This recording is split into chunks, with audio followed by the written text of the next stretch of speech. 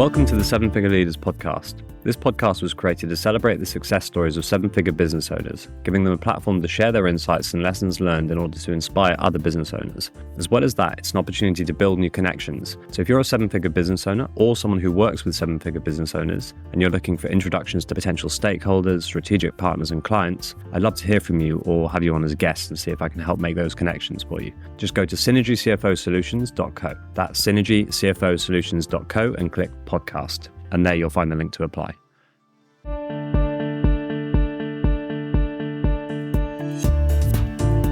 Welcome, and today we've got Bradley Staines, founder of Aquamark. Welcome, Bradley. Thank you very much, Tom. Thank you very much for the invite. I appreciate it. Pleasure to have you on as a guest. So Aquamark is one of the companies that you see all over the city with people abseiling down the sides, cleaning the windows, isn't it? But perhaps you can tell us a bit more about them, about what you do. Yeah, of course. So it's actually Aquamark, Tom. Aquamark, sorry. Yes, it's Aquamark. Says AQAMARK Cleaning. And yeah, that's a company that I started in 2013. And to kind of condense it down, but it's I started off with just 4 employees. And then 2015, I outsourced. I got a good contract that allowed me to take on a lot more tough staff, but I didn't want the commitment. So I outsourced it to another bunch of people that were doing rope access at the time. They didn't want to grow as quickly as what I wanted to grow. They didn't have the ambition to grow. They wanted to stay as they were. They wanted to keep their main 4. And I was like, do you know what? We need about 10. So either grow with me or I'm going to have to find somebody else. I took it in board, so I then recruited my own rope access guys and was training my existing team that I had to become rope access technicians as well. And then in 2019, I realized that I had to get serious about being serious. I had to get really serious about it all and have a strategy. I never had any marketing plan or anything for up to 2019. I hired a marketing director. He came in, stripped the company right back, rebuilt it for me with systems and strategies and marketing analogy and the whole campaign of marketing campaigns and websites and such. And then that really expelled us to sort of like a really good growth for the next few years. And we're now here. We've got 41 people in total. I don't know how many vans. I've got 13, 14 vans. We've got something like that. I don't deal with the vans, so that's why I can't give you the exact figure.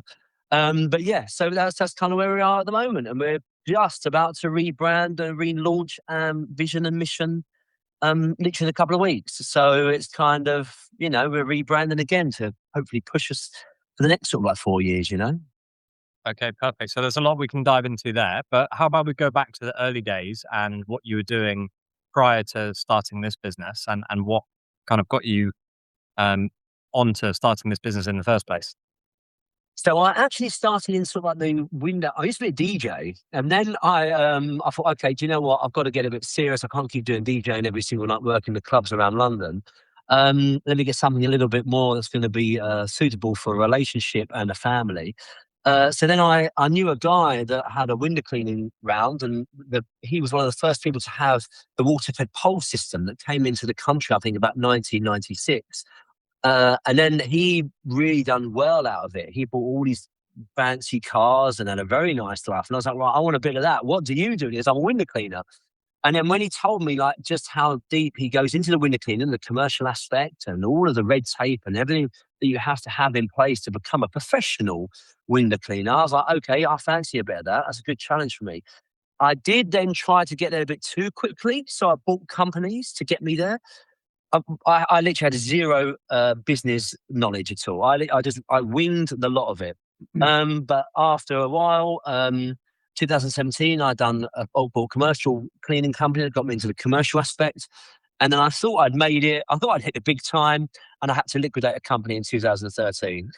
So, you can wing it so far, but then after a while, you do have to get the right people in your team to help you. Otherwise, you're just not going to grow properly or in the right way, in my experience anyway.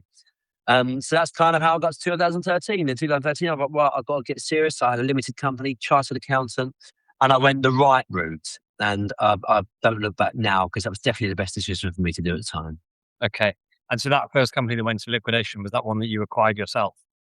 Yes, yeah, it was. I had about 4 different companies, and I put it under one umbrella. And then I thought, when you get to that stage, Tom, I'm like, I have nailed business. I'm flying. I bought a flat. I was flying them in nice holidays. I was like, this is easy. And then I had a very hard lesson in 2013 when I owed the HMRC £95,000. And that was a very hard lesson because they don't mess around, the HMRC. So yeah, that was it really. So then you closed that one, you started a new one, you did it all properly. You got to the point where it sounded like you needed a marketing person, you brought in a marketing person, and the marketing person sort of changed things up a bit.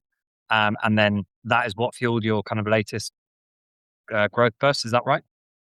That's exactly right. Yeah, that's exactly right. Because what it is it's great having an idea, but without a clear vision or a clear goal in sight, I think it's very hard to understand where you're going. And I think prior to 2013, I didn't really have that. I had money, objects. Let me just get it as fast as I can by hook or by crook.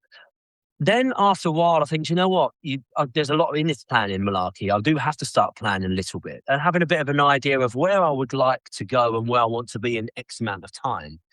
So that was a real big learning curve for me. And since then, I kind of always said it like, it's almost like standing on stilts. Like I stand on stilts so I can kind of see above the noise. Let's say the day-to-day stuff is labeled as the noise. And then I can then see further in the distance and I can see the vision. And what I find is the noise, let's call it that, tends to get drowned out a little bit because you're focused on, well, it doesn't matter about the day, the one things that happen this day or the next day. We're going over there in the next 5 years. So these little things are tiny. It's not really an issue. But I think before then, I never used to have my skills. I never used to understand where I was going. So the day to day really it dictated my moods and dictated my next decision. I didn't have an overall vision of where I wanted to go, which would then dictate my decision. It was literally reactive. And that was when I really learned a lot about being the difference between a proactive person and a reactive person. Yeah. And so what was behind the changes that happened on the marketing side of things that fueled the growth? What were kind of the fundamental things that happened in order for you to then, presumably you've got a few big clients working with you now. What was it that made that happen? It was strategy, Tom. To be fair, I had a strategy. I knew where I was going in the end. I had a clear direction of where I wanted to go, but also I was equipped with the tools to help me get there. Yeah. And that became sort of like a fundamental change, really. It was having that strategy, the tools. Because when you have that vision and that strategy, or I always say you begin with the end in mind. It's sort of like a Brad Sugar thing, but I think he nicked it from Jim Rohn. But it's like you kind of like you begin with the end in mind. Because therefore, and whenever I ask anyone to do anything for me now, I say, look, this is what I would like the result to be. How do we get there? Even if it's like just a consultant that comes and helps with a system or something. I want my system to do all of this stuff. How do I do it? What do you need to get me there? And therefore you work backwards. So it's like running a marathon, isn't it? If you want to run 26 miles, you do a 4-month program and you start off in 1 mile. And by the end of it, you're running 18 to 20 miles and then you can do the marathon. But you've got a strategy, you've got a direction, you have a vision, you have a goal. And I think that was a huge difference for me because since then I've become very goal orientated. I do my goals sort of like, sort of annually, like 5-yearly, annually, and then, quarterly and monthly and so on. And I think that was a big turning point for me. Certainly up to 2019, I knew I needed help up to that point because I was getting all this work coming in different directions. I'm like, what am I doing? I'm feeling overwhelmed, overloaded. And then I had a business coach from Action Coach, which is Brad Sugar's company, Brian Doubleday. He was he was a much older guy, bags of experience, and he really took me under his wing and helped me a lot.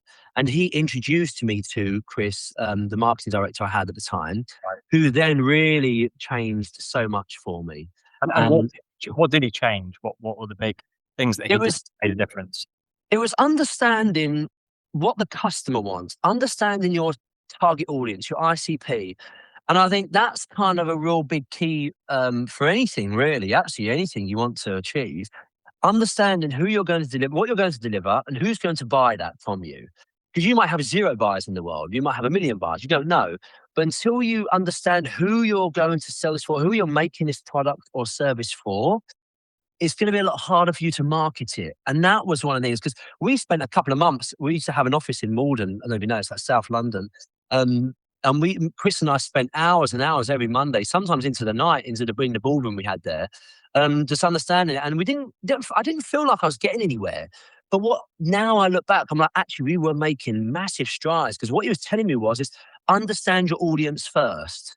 Who's going to buy your product? And then we can dress it up to how you're going to sell it to them. Mm. And that was one of the big key learnings for me, was the fact that understanding your audience, what they want. Because if you're not going to resonate with them, then they're not really going to buy or connect. And certainly more so nowadays, it's understanding that connection with people, because there's so much AI stuff now, obviously not 5 years ago, but now there is. People want that human connection. So people are starved of that human element of things nowadays. So they really do want that authenticity and that personality and relatable, sort of being relatable to that person, the audience. Mm-hmm. And I think, it's almost weird, because that was 5 years ago or 6 years ago now. And it's serving me now, even more so now. Yeah. I think that's even more important now than ever before. And so with that information and that insight about who your ICP is and what they want and what they're buying, how did that change your route to market? So how you actually got leads in the door, how you got people interested in you, how you got people to hear about you? Well, first of all, up to that point, I never had any email marketing or website or anything. So I bought all this. I think at the time it was about £1 million, I think it was, something like that business. So I'd done all of that with 0 marketing, no website, no email marketing. It was all literally word of mouth. That's all it was. So first of all, Tom, one of the things was understand about marketing. He told me about marketing. He used this analogy, because I said to him, I said, I hear sales marketing. Is it the same? And he's like, well, look, he goes, if you look at it like a football analogy, I used to be really big into football. And he goes, all the team do all the nice passing, and they move the ball from the goalkeeper through to the defense, the midfield, the wingers. And then that's the marketing team, and the sales team are the strikers that come in and tap it into the net. Mm. I was like, that's actually a really simple way of looking at it. Thanks very much. Yeah. And I didn't understand any of that up until that point. So I guess, to answer your question, one of the things was, the importance of the message. And you only get the right message that's going to resonate once you understand the audience that you're going to send it to and their pain points, but then also being consistent with it. There's no point doing one email marketing campaign, like one email a year. Where's the consistency? I think it was Daniel Priestley said that you need like 11 points of contact nowadays. So it's kind of like, that could be on social media. It could be one post. It could be a video. It could be a long form, short form, whatever it is. Or even a telephone call, but 11 points. So if you're doing one email a year, you've got another 10 points to somehow get out. Yeah. So, and that was kind of like what I really understood. That was one of the biggest things, was the consistency. But you can't have the consistency until you know what you're going to be consistent about. And that was the foundational stuff that we've done that was really helpful. Mm. Great. Okay. And so shifting gears a bit, obviously, you know what I do. I'm a finance person. So if we talk a little bit about the finances, you've obviously grown very quickly. One of the biggest challenges that, all businesses have really as they grow is how to grow without running out of cash, and making decisions like how much they can invest in new marketing, how much they can afford to put into new salespeople, when to hire versus when to hold on to cash. How have you made those decisions over the years? And have there been a few close points where things were a bit touch and go? So that's actually a really good subject to talk about, actually, Tom. And you'll probably be able to, if I list some stuff off, you'll probably be able to tell me if it's right or wrong, or even I've missed any. The importance of finances, and they say it's the blood of the company, but until you've really been into liquidation or bankrupt, or you've come bloody close to losing all of your years of hard work, I don't think people really understand the depth of that saying that it's the blood of the company. So I've gone beyond close. I've gone way past close. I had to close it. And 2, what happened is, so I'm, have you ever read the book Traction by Gene Wickman? Yeah. So he talks about sort of like a visionary and an implementer, doesn't he? So I'm the visionary. I'm the one that goes along and say, right, I want to build these 10 rockets. Do you know what I mean? And they're like, oh, what with 10 quid? You've got no chance, Brad. Okay, right. How do we get more than then? So it's kind of like that you need an implementer to carry it out. But so what it is sometimes you need that person to kind of rein you back. Now, up until about 3 years ago, I didn't have that person. So I was telling you beforehand, I was literally not really tracking my money. The money was coming in. I thought, okay, this is great. I'll just spend as I go. We haven't got any external investors or anything like that. We've got no overdraft or anything like that. It was kind of whatever we had, we spent what we had, kind of thing. So then what happened was I then recruited a health and safety officer, which she came in from being 30 years at Arriva, the bus company. And so she was kind of coming to the end of her working career, and she really liked what we were doing. And she's like, do you know what? She came as a consultant to begin with and said, do you know what? I'm actually looking for full time. I can come in and help you. I'll be operations and so on. I can pass my 30 years of knowledge onto Aquamark and see what I can bring. Okay, great. And it was invaluable. It was the best bit. It's still the best bit of money I spend every single month is her wage. It's amazing. She got really aggressive about the finances because I was running them, and I'm a nightmare with finances, Tom. I'm terrible. So as I'm sure many business owners are, because we see the vision, we're like, yeah, we've got to go for that. So she probably reined it in, and she checked the bank account 3 or 4 times a day. And then if I spent 79p on a tea back when it was 79p, she would literally be like having a go at me. She goes, because that's not in my budget. You didn't tell me you were going to send 79p. It was that strict, Tom, right? So then what happened was, the beginning of last year, we came close to that growing too quickly scenario. We got given loads of contracts. With our recruitment process, people have to go onto a 12-week program, a mentor program, before they then probably become Aquamark full-time employees. We didn't have the time to carry out our trial and tested session of recruiting people. We didn't have the time to do that. We bombarded them in. We recruited 9 people to cover this sudden influx of work. And within a month and a half, we ended up getting rid of 8 of those 9 people. And by now, all those 9 people have got that. All 9 have gone now. But they were just the wrong people because we rushed the recruitment. Yeah. But with the finance question, what happened was we then had to go into invoice factoring because we weren't getting paid enough. But what happened was we were basically like, Nettie was like, she was budgeting as much as she could, but the money wasn't coming in as quick as what we needed it to go out. So we came very, very, very close to that whole growing too quickly thing and almost went the other way. But then towards sort of like the end of February, I had a bit of a bad vibe. And I was like, right, and I called like an emergency meeting with like me and my 3 managers. I was like, we need to have a serious meeting like tomorrow morning. Something's not right. And then it hit us in March because it's always delayed. Ours is about 30 days delay and everything that we do. And then it hit us in March and we had a terrible March. And then we had a terrible May. It was both negative. Nettie was pulling her hair out. She was going into like meltdown. But then what happened was the year and a half before, where she was being so accurate with the figures, we had a selection of invoice factoring companies that we picked from.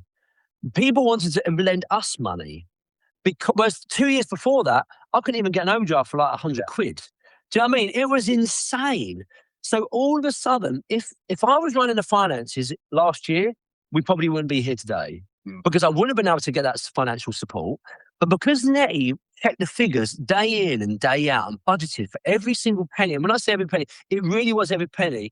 I round up. If I say, oh, that's 500 quid, she goes, no, what is it exactly? I said, oh, it's £489.10. She said, what's the pence? And she literally checked every penny. And before I was thinking, oh my God, this is crazy. She's like anal with this. What's going on? But then it all came to the fore at the beginning of last year because it pretty much stopped us from going under because we grew too quickly and we needed that financial support. And because we had such clear bookkeeping and our credit rate was going higher and higher, we were able to pick the best deals. Whereas 2-3 years before that, I couldn't even get an overdraft for like a few grand. Do you know what I mean? Like it was crazy.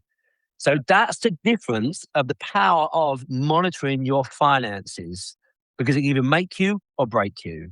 Yeah. Good story. Good story indeed. Yeah. And so long one, but yeah. You have management accounts that you look at every month and you sit down with the team and make decisions based off that information? Weekly. We sit down weekly. Every Monday afternoon, we have a finance meet. So we see, we look at what's coming in, what's going out. So we have Jenny takes, we call that income, age receivables, and then Netty does with age payables, and then but Netty kind of monitors the both. But Jen tells us any invoices that are 30, 60, 90 days, sort of like where are we at with all of them, that whole thing. And then Netty does the exact same thing. Netty, she gives an entire plan, a 3-month plan of all the age payables. She gives you a plan of what day she's going to pay the invoices. She puts them all in dates. And every Thursday she does all the wage runs. And then the Monday she reconciles it all and she tells me the update and everything. So it's weekly.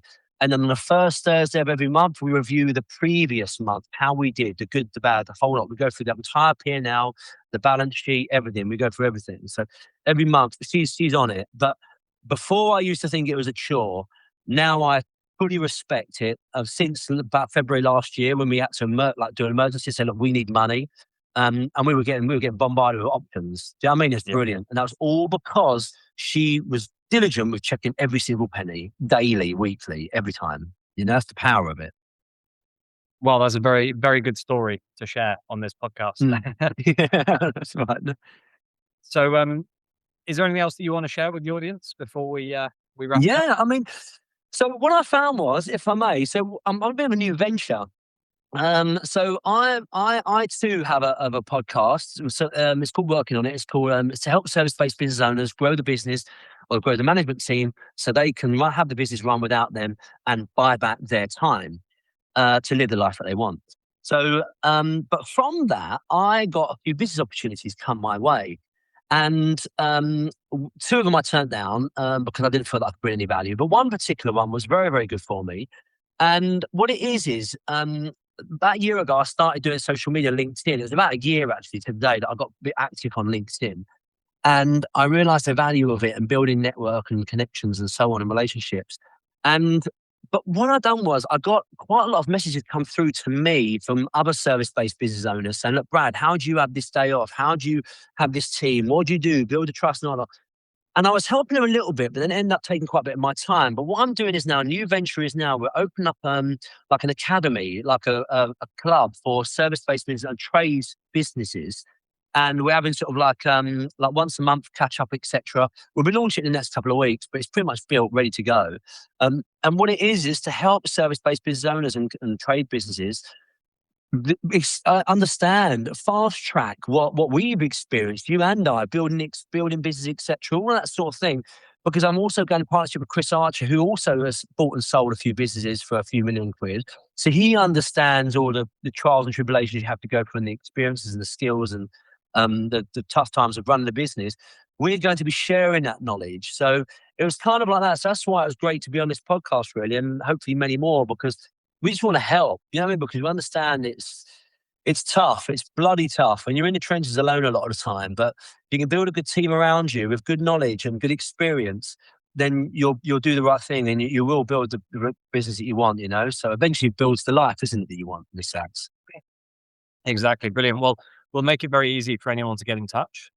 Thank you. That. And yeah, as you said, being a business owner, a lot of the time it can be a very lonely place and you've got no one else to bounce these sorts of ideas off. So if you can be part of a community where everyone in it is going through or has been through those same challenges and they've got over them somehow, or you can hear from people you have, then it can add a huge amount of value. So yeah, we'll make it easy to get in touch with you. And yeah, thank you very much for being a guest. No, thank you, Tom. I enjoyed it. Thank you very much. I appreciate it. Enjoyed it. Thanks, Bradley. Cheers. Cheers, then. Thanks for listening. As I mentioned at the beginning of the episode, this podcast was created to celebrate the success stories of 7-figure business owners, giving them a platform to share their insights and lessons learned in order to inspire other business owners. As well as that, it's an opportunity to build new connections. So if you're a 7-figure business owner or someone who works with 7-figure business owners and you're looking for introductions to potential stakeholders, strategic partners and clients, I'd love to hear from you or have you on as a guest and see if I can help make those connections for you. Just go to synergycfosolutions.co. That's synergycfosolutions.co and click podcast. On that page, you'll find the link to apply.